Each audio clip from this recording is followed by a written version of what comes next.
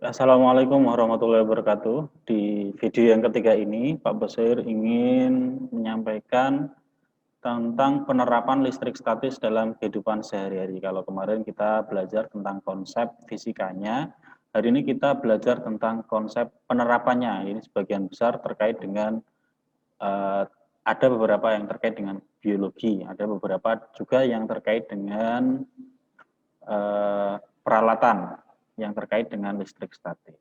Oke, di video yang ketiga ini, penerapan listrik statis dalam kehidupan sehari-hari ada 3 poin. Yang pertama, listrik statis kelistrikan pada sel saraf. Sel saraf ini khususnya sel saraf manusia. Kemudian yang berikutnya, hewan-hewan penghasil listrik. Dan yang ketiga adalah penggunaan elektrostatik dalam kehidupan. Oke, kita lanjutkan kegiatannya. Yang pertama. Yang pertama adalah kelistrikan pada sel saraf. Kalian bisa lihat pada gambar ini, yang paling bawah ini adalah sel saraf. Sel saraf, kalau di kelas 7 kita sudah belajar tentang sel, jaringan organ, sistem organ, dan organisme. Dan yang paling bawah ini adalah yang bentuk dari sel saraf. Seperti itu. Kita ambil pada bagian yang tengah. Nah, di ilustrasi ini diukur voltmeternya ya, atau beda potensial yang di dalam sel saraf dengan yang di luar sel saraf. Ternyata minus 70 milivolt atau 0,07 volt, seperti itu. Yang di dalam sel saraf ini muatan negatif, ada negatif, ada positif. Kemudian yang di luar itu lebih positif, maka cenderung dari mungkin ini netral ya. Ini pasangannya positif negatif, netral. Kemudian yang di luar sel saraf itu lebih positif. Nah, ini kita bisa lihat bahwasanya di dalam sel saraf itu ada ion K+ atau kalium, kemudian ada ion Cl.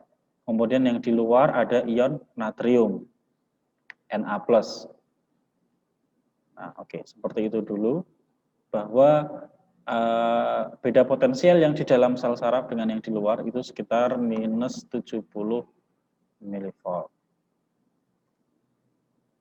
Next.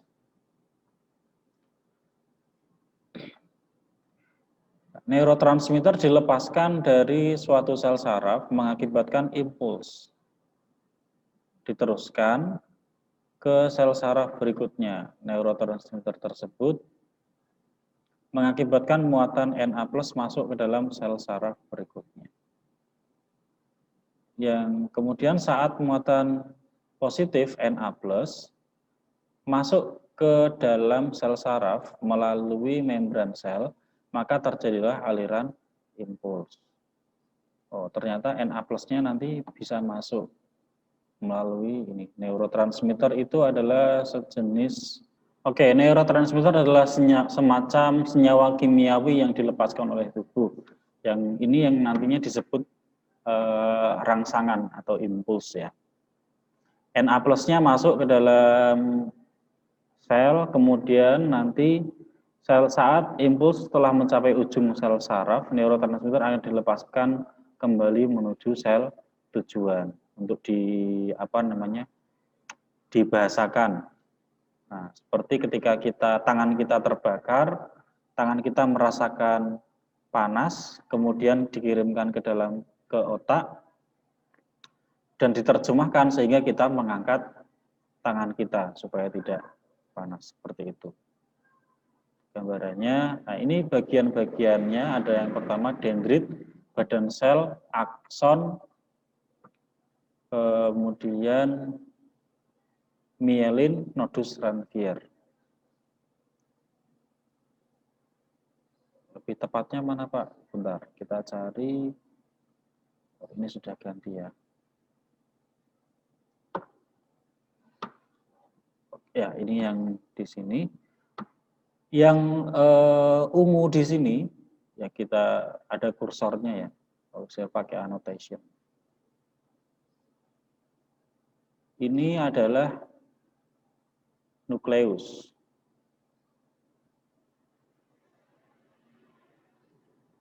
Nukleus, kemudian yang kecil-kecil ini adalah dendrit.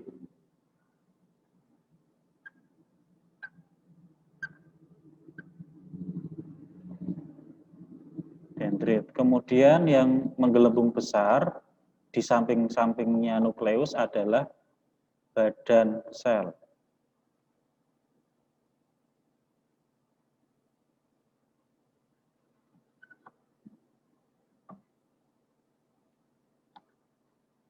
Kemudian ini sebenarnya ada bagian perpanjangan badan sel ini disebut akson.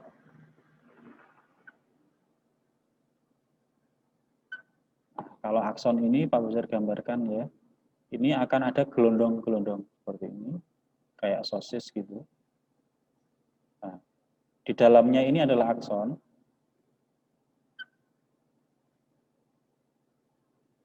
Kemudian yang gelondong-gelondong ini adalah selubung mielin. Oke. Selubung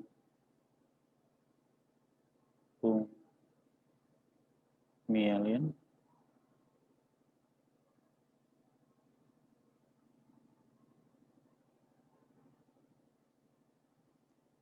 Kemudian di jeda ini antara sosisnya namanya nodus Ranvier.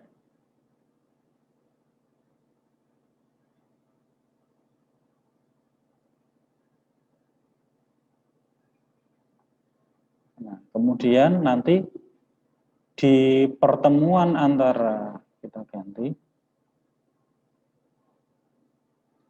Nah, di sini pertemuan antara dendrit dengan ujung dari akson ini yang dinamakan dengan sinapsis.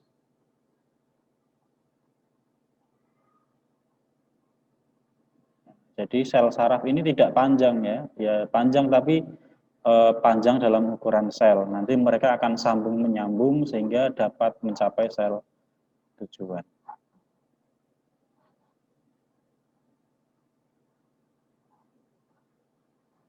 Oke, kita kembali. Nah, seperti ini ya. Jadi kita replay dulu. Yang ungu ini adalah nukleus. Kemudian yang serabut kecil, perpanjangan dari badan sel ini namanya dendrit. Yang sekelilingnya nukleus namanya badan sel. Kemudian perpanjangan dari badan sel ke sampai bawahnya ini ujung-ujung akson. Ini namanya akson. Kemudian akson penjelasannya seperti ini. Nanti akan ada selubung-selubungnya. Namanya selubung mielin. Dan nodus Ranvier itu antar selubung pertemuannya dan nanti sambungan antara dendrit dengan ujung dari akson ini dinamakan dengan sinapsis. Seperti itu. Oke, kita lanjutkan anak-anak. Bagian berikutnya adalah hewan-hewan penghasil listrik. Nah, hewan yang pertama ini adalah ikan belalai gajah. Kenapa disebut ikan belalai gajah? Mungkin karena ikan ini memiliki belalai ya di depan moncongnya ini. Ini ada belalai di sini. Mungkin disebut ikan belalai gajah. Di ikan belalai gajah ini ada sel yang disebut dengan sel elektroplak di bagian ekor. Nah, ini yang sebagai yang menghasilkan sinyal listrik. Kemudian hewan yang kedua adalah ikan pari listrik. Ada beberapa ikan pari, tapi ikan pari listrik ini berbeda karena menghasilkan listrik. Di bagian kedua sisi, di bagian kedua sisi kepala ikan pari, ya, atas dan bawah, atas dan yang bagian bawahnya, ini menghasilkan listrik sekitar 220 volt. Untuk organ penghasilnya atau sel penghasilnya di sini tidak disebutkan, belum mendapatkan informasi. Oke, kita next. Yang berikutnya adalah hiu kepala martil. Hiu kepala martil, kepalanya seperti martil ya. Memiliki ratusan ribu elektroreseptor. Ya, yang nama organ atau sel listriknya ini disebut elektroreseptor. Organnya disebut ampulle of Lorenzini. Ini terletak di bagian kepala. Kemudian yang berikutnya adalah ekidna. Ya, bagian listriknya di mana? Di moncong. Di moncongnya ada electroreception. Ini berfungsi sebagai penghasil dan pendeteksi listrik. Jadi tiap hewan memiliki bagiannya beda-beda ya namanya. Seperti itu. Dan ini harus selalu basah, dijaga tetap basah. Fungsinya apa? Untuk melawan mangsa, itu yang pertama ini. Melawan pemangsa, kemudian alat untuk navigasi. Nah, ketika terancam, nanti ekidna akan menyentrum melalui moncongnya. Seperti itu.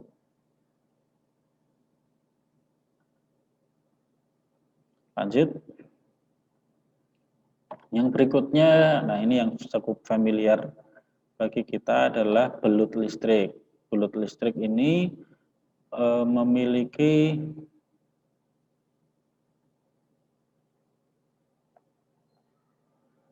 organ yaitu elektrosit. Tadi ada elektroplug, reception, ada elektroplug,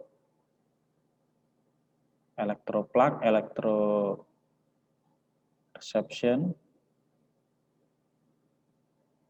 elektroreseptor. Di belut listrik ini nama sel listriknya disebut elektrosit. Tadi ada elektroplug, ada elektrosit, ada elektroreception, ada ampulle of Lorenzini yang punya hiu kepala martil ya. Karena nanti sambil dibuka kembali. Ini bisa menghasilkan listrik sekitar 600 volt. Kemudian yang berikutnya adalah lele listrik. Nah ini bedanya ada di moncong. Kalau belut ini rapat, kalau lele nah seperti ini mulutnya. Hanya terdapat di Afrika dan bisa menghasilkan listrik sekitar 350 volt. Pak Besar belum menemukan nama organ penghasil listriknya. Seperti itu.